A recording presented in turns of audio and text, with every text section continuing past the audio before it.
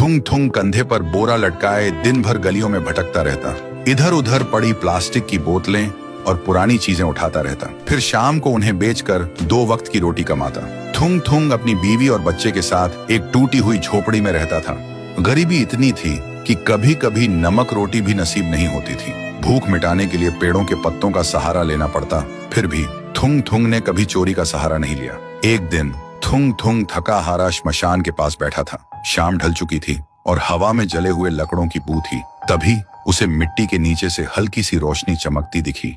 वह धीरे से उठा और मिट्टी खोदने लगा। कुछ ही देर में उसे जमीन के अंदर से एक पुराना सा लोहे का घंटी वाला दिया मिला। जैसे ही उसने उसे उठाया, एक भारी आवाज गूंजी, जो भी इस दिए को जगाएगा उसकी हर इच्छा पूरी होगी, लेकिन बदले में उसकी सबसे प्यारी चीज चली जाएगी। थुंग थुंग का दिल जोर जोर से धड़कने लगा। वह मन ही मन सोचने लगा, सबसे प्यारी चीज मतलब क्या? वह घर लौटा और बीवी को सब बताया। बीवी ने ध्यान से सुना।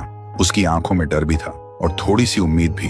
फिर बोली, 3 दिन से बच्चा भूखा है, क्यों ना पहले खाना मांग ले। थुंग थुंग ने कांपते हाथों से दिया जलाया और धीरे से बोला, हे दिए, मेरे भूखे बच्चे के लिए अनाज दे दो, बस पेट भर खाना दे दो। अचानक पूरी झोपड़ी अनाज और रोटियों से भर गई। बीवी खुशी से रो पड़ी। लेकिन उसी रात थुंग थुंग ने देखा उसका बच्चा चुपचाप कोने में बैठा है और उसे पहचान नहीं रहा। सुबह तक बेटा उसका नाम भूल चुका था। थुंग थुंग टूट गया, लेकिन घर में अनाज था और भूख खत्म हो चुकी थी। उसने खुद को समझाया, बाद में बच्चे का इलाज करवा लूंगा।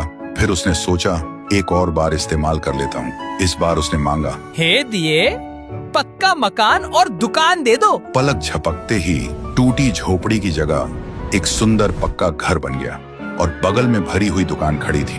थुंग थुंग खुशी से बीवी के पास दौड़ा, लेकिन उसने देखा उसकी बीवी पत्थर की मूर्ति बन चुकी थी।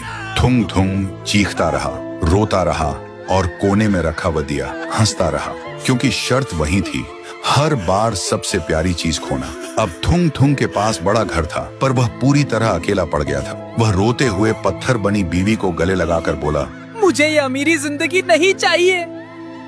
मेरी बीवी और बच्चे को पहले जैसा कर दे, भले ही हम भूखे रहे। दिए की हंसी अचानक रुक गई। एक तेज रोशनी हुई। जब रोशनी हटी, न पक्का घर था न अनाज का ढेर।